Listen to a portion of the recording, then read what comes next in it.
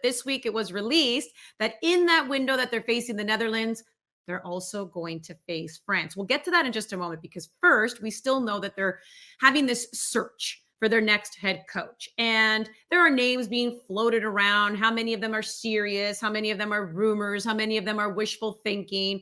But I'm so confused about what's going on in Frank Lampard's, group over there, his camp. Are they interested? Are they not interested? Putting the name in, taking the name out. Either way, I'm going to start with you, Wheels. It has come out that Frank Lampard is not interested in becoming the head coach of the Canadian men's national team. Are you disappointed? Or do you think, given his coaching record, that Canada Soccer dodged a bullet? I don't think, can I go with none of the above? Because I don't think that we thought that there was anything behind this story to begin with. And when the same outlet is essentially reporting that he's in, then he's out, well, they're just controlling the story. I think that and I said this at the time, agents do this, especially for managers that want to be a part of a job search, and a short-term play for Lampard to potentially manage Canada through a home World Cup. I can understand why he would want to use that to potentially re-kickstart his managerial career in the right way. But I just never got the impression from people I talked to that he was even part of that conversation. I was told by someone in the know that it was completely fake news. And then once, the sentiment clearly by Canadian soccer fans were like, Frank Lampard, why? What? Then he all of a sudden makes a public comment and pulls himself out of the race that seemingly only he was running. It just seems a little bit, it just seemed a little bit sus in my opinion. And I'm just looking at I understand. And I think from day number one, I understood that you want, potentially if you can get a name to come in, someone that can get the respect of the players, kind of reinforce Canada's standing, then I think that Canada would have been, and still is to a certain degree, open and willing to make that kind of hire. But the name has to be matched with substance. I think that's the biggest thing. Who is the best manager to take this team forward? And if it is a big name that can bring that substance to the equation, then so be it. But if not, oftentimes going with the devil can be a good move. And obviously KJ linked both Tommy Wheeldon Jr. and Bobby Smyrniotis to the Canada job over the course of our broadcast last week. And the more I think about it, why not? Like, national team head coaches come from a variety of different backgrounds. Some come from very high levels of the club game.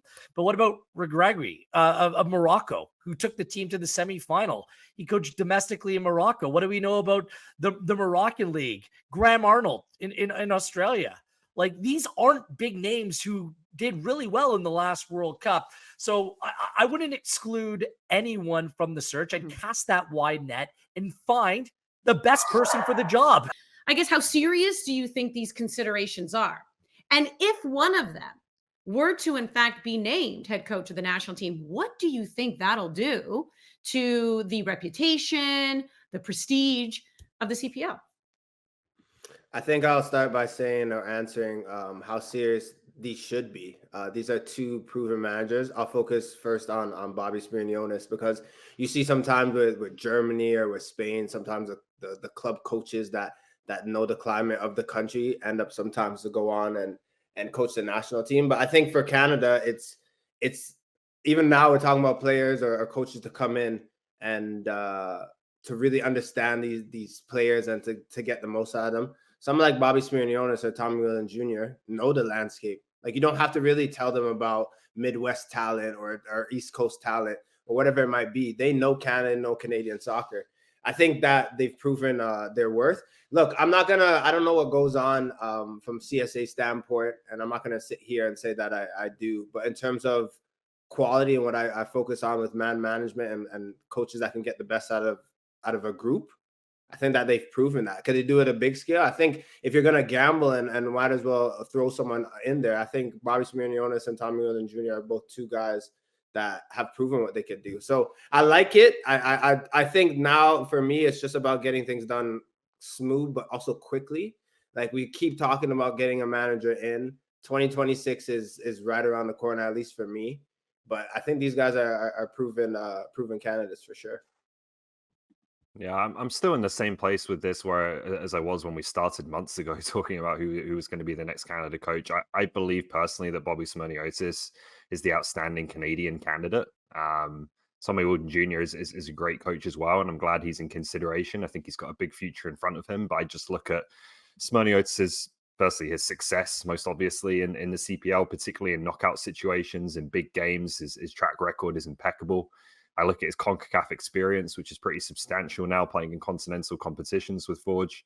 And I look at his relationships with multiple key players on the national team, right, who he's developed and has worked with earlier on in their careers. So for me, all the Canadian candidates, whether they're working at home right now or working abroad, I think Bobby is top of that list.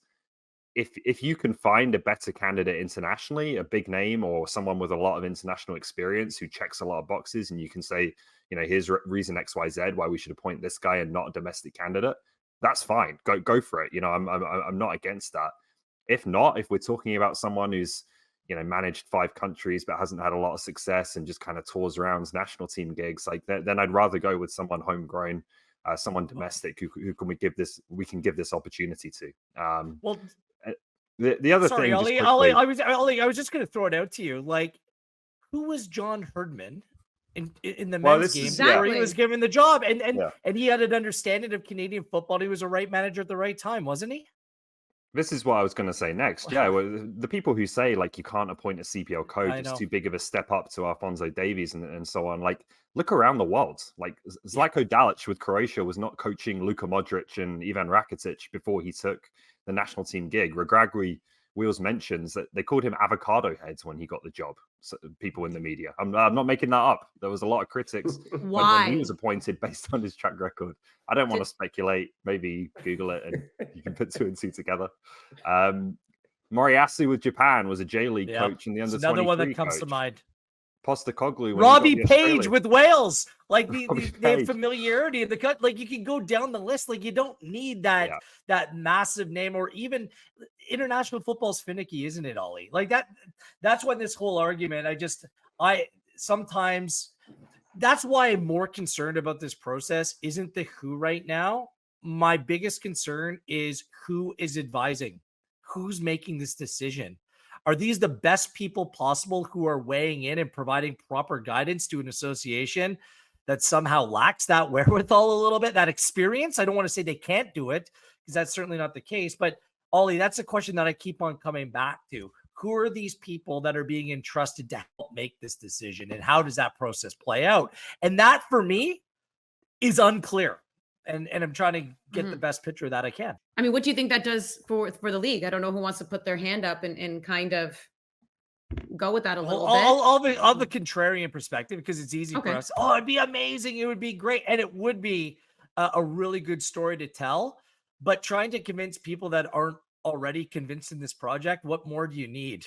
Players have moved on and played at a higher level. Coaches are like, you're seeing executives from across the board, opportunities being created. This would just be the next in a long line of reasons why this domestic league is essential for the development at all, both on and off the field, for the game in this country, Andy. So it would obviously be great, but I mean, we've already seen so much evidence through now 5+ years of it that I'm not sure how much more we need to see. We've seen CPL players play for the national team, right? So yeah, I think it's more that casual fan who may not watch CPL but pays attention to the national teams, and suddenly it's like, where did that head coach come from? Well, right? And if they start winning, and then for sure it helps, but this should be something as well where you're trying to communicate to like the current national team players. If, you guys want to be coaches in the future, this is where you're going to go, right? Like, we've had generations of players in the past who haven't really been able to make that step. Some have managed to do it. Paul Stalteri, Jimmy Brennan have gone into coaching, but it's been difficult, right, to find those opportunities as a retired Canadian player, and they're now starting to be created, I think, in the CPL. And these guys, like, this isn't just like they showed up and started managing in the Canadian Premier League. Wheeldon Jr. and Smyrniotis, they built programs from the grassroots up, like from Calgary Foothills to Sigma. Like, they've touched on everything to do with Canadian soccer in times where the resources have been limited. the public acknowledgement and maybe appreciation they get is limited as well. And they just do it because they love it and they're good at it and they're building opportunity for others. So you don't necessarily need glitz and glam, and they're going to be right in the mix. And I have zero problem with that whatsoever. And Wheels, I kept saying that whoever comes in next to this program needs to have the respect of players. But I'll tell you something, if Bobby Smyrniotis goes into that locker room, if it is him, and he looks at Kyle Larin, who he coached as a kid, this is someone as well, like, has known the process. And we talk about an ecosystem. This would be a full circle moment. And Bobby knows football. Everyone knows he's a guru. If whoever goes in, if it was one of those two, they already have that respect as well. Yeah. Can I throw it? I just want to throw another name into the equation. No, I just want to throw another name into the hat. Someone else who is in the Canadian Premier League, Mamadou Ka. I have no doubt in my mind that he could be a great manager for this. He loves Canada. I'm sure that this would be an opportunity that would catch his eye. There's no reason why that third coach with Canadian Premier League experience should not be considered for this job. Mamadou Ka would be a good candidate as well. Yeah. Put a bow on things. Every CPL team, all 8 teams, have a former player working either on the bench with coaching or in management. So that just goes to show, to your point, this ecosystem that's being created. Secondly, of course, Bobby Smyrniotis has a relationship with these players heading into the championship game last year. How many players from the national team were saying, good luck, Forge, go Forge, right? So if you have, you don't get the national team players saying that unless you have some sort of relationship with them. So Homegrown is always good to look at. The Canadian men are going to be in action, as we said before, June 6th. That announcement was already made. They're taking on the Netherlands. And now on June 9th, they're going to be facing France. These are top teams in the world. But what is more intriguing, Jordo? Are you looking forward to the matchup against the Dutch or the French? I'm gonna say the Dutch, just because I think I have to think back to the World Cup and when the Netherlands played the US and won 3-1. All their goals came, 2 came from a cutback, but also crosses. I just think it would be a bit of a closer game. When I'm looking at France, I'm not thinking, oh, how is Canada gonna set up and how are they gonna go? They're playing against the second best team. You're defending. I don't care. Look, everyone is chipping in that day. I think Netherlands could be a little bit more of an open match. I still think the Netherlands are a top team. They're ranked 7th in the world. The players that they have can go and hurt you if you give them an inch. But I still feel like there's moments in that match where you'll see Canada be the Canada that we know and love and enjoy them playing, which is on the counter and having a little bit more of the ball. So yeah, putting it that way, I think when they're playing France, there's just big names that they have just right before the Euros. It could get ugly if Canada isn't really sharp on the day. Ollie? I mean, that's why I'm looking forward to the France game. Like, I agree with Jordan that maybe the Netherlands, while you're still a big underdog in that game, maybe it's a bit more of a fight. And it is the first game, obviously, which helps in that regard as well. But I don't know, just playing France, I think is going to be an unbelievable experience for these players. Whatever the result is, however difficult it may be on the day to deal with some of these players, I just think you have to embrace that. And particularly as a fan and on the outside looking in, you have to enjoy seeing Canada on the same pitch as that. It doesn't happen very often, probably won't happen very often in the next few years with this generation of players. So I can't wait for that France game. That one easily stands out for me, at least until Argentina 11 days later. How you feeling, Wheels? I'm going to pick the Netherlands game for reasons on the field, what I think is going to happen on the field as well as off the field. First of all, off the field, I think it's like a significant day that it's being played on the 80th anniversary of the D-Day landings. Just having that as the backdrop, that's going to be really special because Canadians hold a very warm spot based upon what our brave, what brave Canadians did to liberate Europe. And the anniversary of D-Day is as poignant as any. 80th anniversary. It's significant. Also on the field, both Netherlands and France have 2 games in the build-up scheduled ahead of Euro. And I'm thinking that the managers might want to play their big dogs or more of a look of a first team in the first game that's being played. And the Netherlands play Canada first. Then they play Iceland on the 10th. France plays Luxembourg on June 5th and then play Canada on the 9th. That's a little bit of a quick turnaround. It all depends on how the managers structure those games, but you might not see kind of top players, depending how on the managers want to utilize those respective windows, because a lot matters who they play. Like, if you're talking Mbappe and Griezmann and players like that, then of course we can have another conversation about that. I'm just not sure that that's the way that Deschamps will roll out things. Now, it is also worth noting that both of these games are going to be played away from home.